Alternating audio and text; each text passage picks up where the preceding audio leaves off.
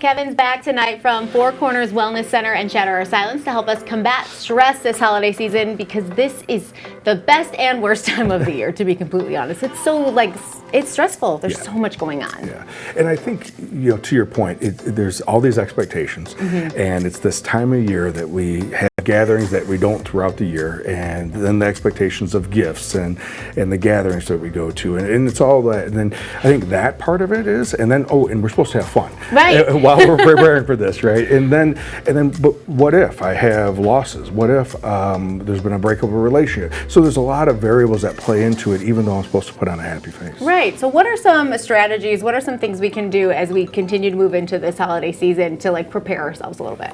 Well, I think one is being kind to herself, right? I mean, I think the better that we can have a plan, we're putting something together and then chipping away at that plan is a good part. And maybe sometimes we have to say no to some things, and what are strategically the ones that we say no to, so that we can say yes to the ones that are going to be most important. Yes. And that's not to say one activity is, it's not more important, but we can't do everything. Exactly. It's impossible, especially when we're only giving ourselves a month, really. Exactly. Yeah. In this case, 3 weeks, right? Yeah. Because of Thanksgiving. I know, and how Thanksgiving it fell. was so late. Yeah. Communicating with people is probably more important than ever right now. Yeah, 100%. And if you're not able to come to something, just letting them know. And it's not that I didn't want to, but I needed, I needed to either take care of myself. I needed to be able to go to this other activity, and but I appreciate being able to go, being invited to go. And so I think that's one part of it. I think also, if you're going with somebody and this is your partner's activity, and maybe there's triggers there. Maybe it's alcohol, maybe it's food, maybe it's groups of people.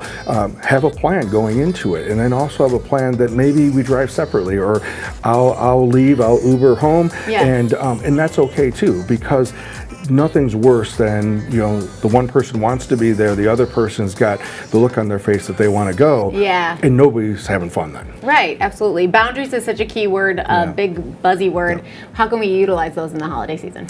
Well, I think the word boundaries to me is really about having a plan that we're communicating. How do we, if it's with my partner, if it's in my case with Diane, my wife, what's the plan going into it, and what are we going to do with that, and what are the variables if this happens or that happens? And that's part of that boundaries, and letting people know, the key people, letting people know what we're going to do.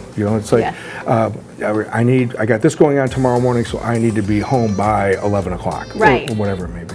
Yeah, so stick to what you need and then communicate is kind of the biggest thing. Yeah, absolutely. Try your very best to have fun. Absolutely. Very best. All right, Kevin, thank you so much for being here. You can reach out and check out Shatter Our Silence for more. We're getting you ready for this weekend's Nutcracker performance on Spirit Day next.